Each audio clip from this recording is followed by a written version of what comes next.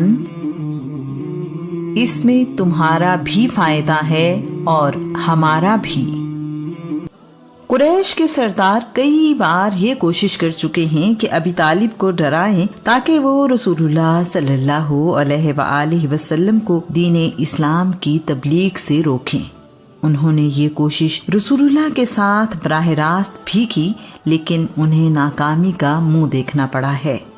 وہ چاہتے ہیں کہ کچھ لو اور کچھ دو کی بنیاد پر اپنی بعض باتیں چھوڑ دیں اور بعض باتیں چھوڑنے پر رسول اللہ کو راضی کر لیں۔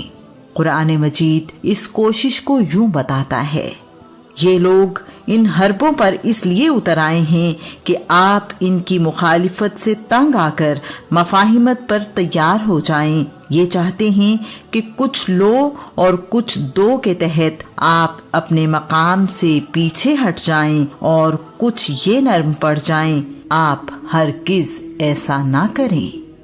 اس بار وہ ایک اچھوتا خیال لے کر رسول اللہ کے پاس آئے ہیں اور کہہ رہے ہیں، پیارے بھتیجے، ہمیں تمہارا بہت خیال ہے، تم ہمیں بہت عزیز ہو۔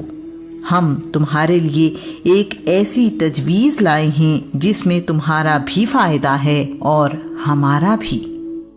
رسول اللہ پوچھ رہے ہیں، وہ تجویز کیا ہے؟ بتائیے، میں سننے کو تیار ہوں۔ وہ بولے، ایسا کرو کہ 1 سال کے لیے تم ہمارے خداؤں لات اور عزا کی عبادت کرو اور 1 سال ہم مل کر تمہارے رحمان کی عبادت کریں گے۔ اس کا فلسفہ انہوں نے یہ بتایا ہے، ایک تو اس سے ہماری آپس کی نا اتفاقی ختم ہو جائے گی اور ہم سب پھر سے دوست بن جائیں گے، دشمنی مٹ جائے گی اور مکہ کا امن و سکون واپس آ جائے گا۔ دوسری بات یہ کہ یا تو ہم سچے دین پر ہیں یا تمہارا دین سچا ہے۔ اگر ہمارا دین سچا ہے تو لات و عزا کی عبادت کرنے سے تمہارا فائدہ ہو جائے گا اور ہم سب کامیاب ہو جائیں گے۔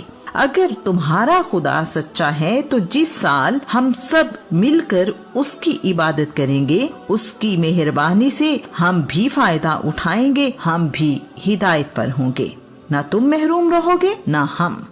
اس میں ہم سب کی کامیابی ہے۔ اللہ کریم نے اپنے رسول سے کہا ہے، پیارے رسول، ان سے پوچھیں، کیا تم یہ چاہتے ہو کہ میں اس کائنات کے مالک کی اطاعت چھوڑ کر دوسروں کی عبادت کروں؟ تم بڑے ہی ناسمجھ ہو جو مجھ سے ایسا مطالبہ کرتے یا توقع رکھتے ہو۔ آپ کا رب تو ہمیشہ سے ہی اپنے نبیوں اور رسولوں کے ذریعے سے یہ پیغام بھیجتا رہا ہے کہ ایک خدا کی عبادت کرو، اور آپ بھی یہی پیغام لے کر آئے ہیں۔ اور تو اور اگر آپ بھی اللہ کا شریک ٹھہرائیں گے جو کہ ناممکن ہے تو آپ کے اعمال بھی ضائع ہو جائیں گے، جو بہت ہی نقصان والا سودا ہے۔ اس لیے اپنے واحد اور لا شریک رب کی اطاعت کرتے رہیں، پہلے کی طرح آپ اپنے رب کے شکر گزار بندے ہی رہیں۔ قریشی سردار چلے گئے اور خیال کر رہے ہیں کہ محمد اس بات پر مان جائے گا، اس طرح ہمیں نئے دین سے نجات مل جائے گی۔ جبرائیل رسول اللہ کی خدمت میں حاضر ہوئے ہیں، اللہ کریم کا سلام لائے ہیں اور پیغام بھی۔ آپ کہہ دیجئے، انکار کرنے والو، جن بتوں کی تم عبادت کرتے ہو میں ان کی عبادت نہیں کرتا، اور نہ ہی تم اس اللہ کی عبادت کرتے ہو جس کی میں عبادت کرتا ہوں۔ آئندہ بھی میں ان کی عبادت نہیں کروں گا جن کی تم عبادت کرتے ہو، اور نہ ہی تم اس کی عبادت کرو گے جس کی میں عبادت کرتا ہوں۔ تمہارے لیے تمہارا دین اور میرے لیے میرا دین۔ اللہ کریم کے اس پیغام نے قریش پر ایک بار پھر واضح کر دیا ہے کہ رسول اللہ اپنے رب کے سوا کسی کی عبادت نہیں کرتے۔ اللہ کا دین لوگوں کی خواہشوں سے نہیں بنایا جاتا۔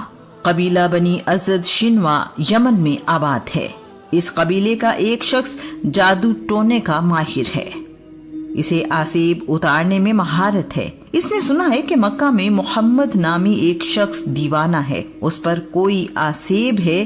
اس شخص نے سوچا ہے کیوں نہ مکہ جا کر محمد سے ملوں اور اس کا علاج کروں، ہو سکتا ہے کہ اسے میرے ہاتھوں شفا مل جائے۔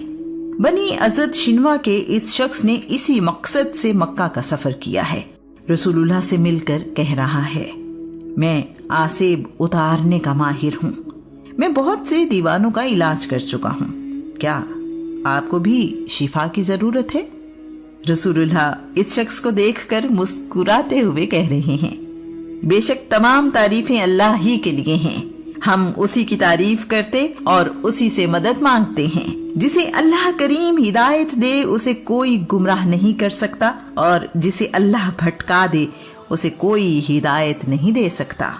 میں گواہی دیتا ہوں کہ اللہ کے سوا کوئی عبادت کے لائق نہیں، وہ تنہا واحد ہے اور اس کا کوئی شریک نہیں۔ میں گواہی دیتا ہوں کہ میں محمد اللہ کا رسول ہوں۔ اس شخص کو اپنے کانوں پر یقین نہیں آ رہا۔ اس نے رسول اللہ سے کہا ہے کہ یہ کلمات دوبارہ پڑھیں۔ آپ نے یہ کلمات دہرائے ہیں۔ اب یہ سمجھدار اور جہاں دیدہ شخص رسول اللہ کے کلام کی خوبصورتی میں کھو گیا ہے۔ ایک بار پھر رسول اللہ سے کہا ہے، مجھے یہ کلمات ایک بار پھر سنائیے۔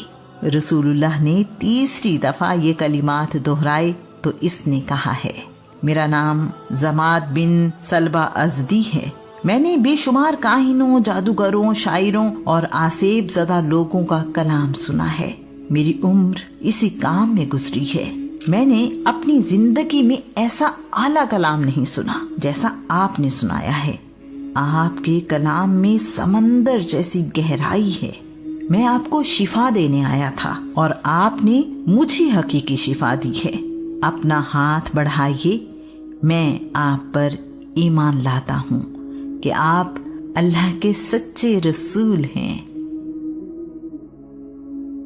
دنیا میں رہتے ہوئے ہم نے گھر بھی بسائے اور اپنے لیے ضروریات زندگی بھی جمع کی ہیں۔